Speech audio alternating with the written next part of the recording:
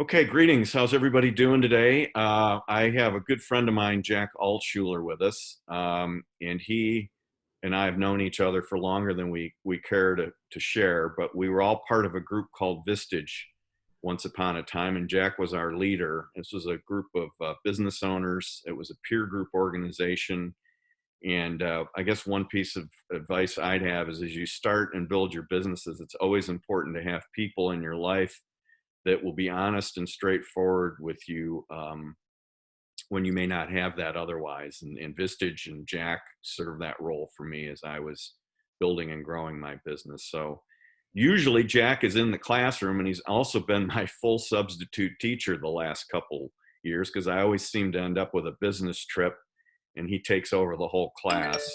So unfortunately, that's not happening in our current situation, but he's been kind enough to give us some of his thoughts here today. So Jack, thank you very much for doing this. Bruce, it's always so good to be with you. Thanks for inviting me. So tell us a little bit about you. Yeah, well, you had asked me to how did I get here? Kind of a question. Yeah, the entrepreneurial journey and where you're at today and whatever comes to the top of your mind at this moment. All right. I was entrepreneurial even when I was a kid. I had two grandfathers who were in business. My dad was in business, and I grew up with the assumption that one day I'd have a business. I'd be running a business. And I started with small things growing up. I sold eggs. I sold laundry detergent, just whatever. And went to college, Miami of Ohio. And upon graduation, I joined the ranks of a company selling industrial water treatment, commercial industrial water treatment products and services. Decided 2.5 years in, hey, I can do this. And I started a company. And I ran it for 25 years, had others at the company. And boy, that was quite a learning experience for me. Sold that, and I became a Vistage Group chair. It was called Tech, the executive committee, rebranded Vistage. Did that for 10 years with 3 roundtables in Chicago. Halfway through, I started doing leadership workshops because it occurred to me one day, I learned 1 or 2 things that might be useful to somebody else. So I started doing talks, and that's how I got here. That's great. And so for how long did you have your business, Jack, and what size was it, and what were a couple of things that led you to say, maybe I'm done here and it was time for something next? Because a lot of the students we do talk about, even though this is hard to realize, but starting with the end in mind sometimes, is this a business you're building to leave to your kids, or is there a legacy involved? What were a couple of things that led to your move? I like that, start with the end in mind. And in working with all the C-level people that I have over the years, I have rarely found one who thought about the end until they were on top of the end.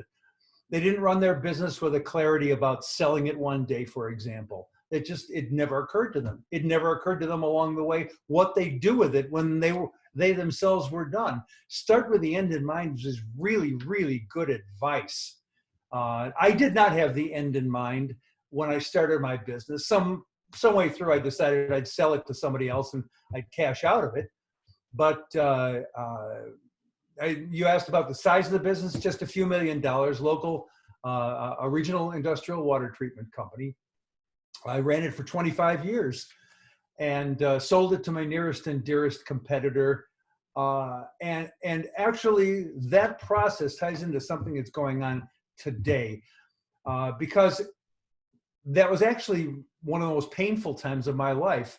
One might imagine I hand them the keys, they give me a check, and won't that be wonderful? I've got all that money in the bank and everything is perfect. And it doesn't work that way, because we're not adding machines. We're human beings. And I had the money in the bank, and that was great.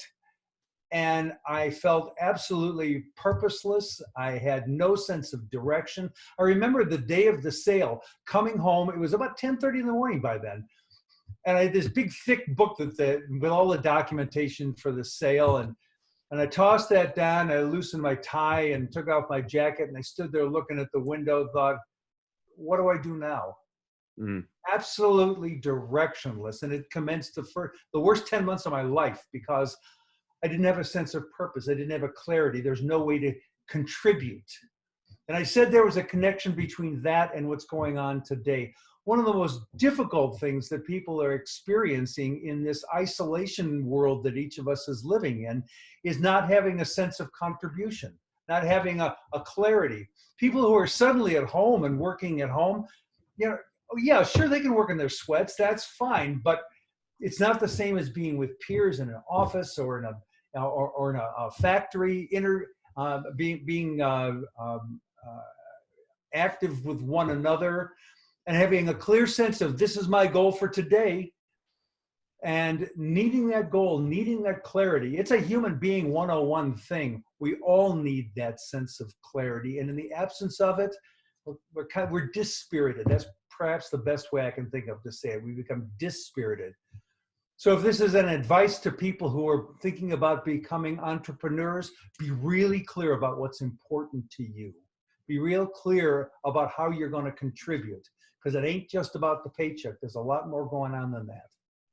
Yeah, I really like your focus on feeling purpose driven, because if it's there, and passion, I would also say those two things extremely important.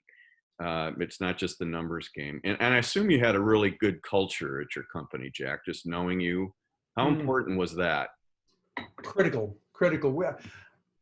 I had one of the lowest rates of employee turnover in the entire industry. I know that because I was the president of the International Trade Association. I knew an awful lot of people in the same business, mostly in other geographies, some in this geography. We didn't have that kind of turnover because it was really great working at the company. You know what? I'm not a hiring expert, but here's how hiring usually goes. We need somebody to do this job. Let's get somebody with those skills. And we go looking for somebody with those skills and we hire that person. And it isn't long before we find out that person just doesn't fit here. That person doesn't match our culture. That person's a pain in the neck. Everyone hates it when Bob comes into the office. We need the key here, and I've learned this both from people who are hiring experts and through my sad experience. Hire for cultural fit first. People can be trained to acquire the skills they need. Make the skills piece number 2, not number 1. That cultural fit matters. Yeah, I think there's a saying that culture eats strategy for breakfast, lunch, and dinner. Yeah. That's often. I think it was attributed to the president of Ford, wasn't it? Yeah, could be I something think it like was. that. Hey, Wow. Jack, you do a lot of speaking nationally on certain topics. If you were to do a TED talk and Yeah. you had to crystallize everything in 18 minutes, but I'm only going to give you maybe 2 minutes. What topic are you really passionate about? What would that talk look like if you could give us just a couple nuggets? Yeah, it turns out that's a softball question because I'm really clear about this. And in fact, this is what started my talking, of clarity about this. There's a pair of Zen questions that are always answered the same way. The first question is, where are you? Well, you're here. Wherever here is, that's where you are. I know you can take yourself someplace else in your mind, but you're not there. You're here. And the second question is, what time is it? Well, it's now. It's always now. The past is past, the future's not here. You're always here and the time is always now. So the TED Talk is called Be Here Now. Be here now because that's where and when everything always happens. In my workshops, I'll get an attendee to talk about a great leader that they've had. The venue doesn't matter, but it could be a boss or a coach. It could be anything. And I'll ask them 2 questions. Well, what about that person was it that made them a great leader for you? And the second part is, how did you respond to their leadership? And one of the things that I hear literally in every great leader description that I've heard, everyone, no outliers, when they were with me, they were just with me. They might have had lots of really big, important things on their mind, heavy things on their minds. But boy, when that woman was with me, They were just with me, and it made all the difference to me. Mm. 100%. And I've heard way over 1,000 great leader stories. You want to be a great leader?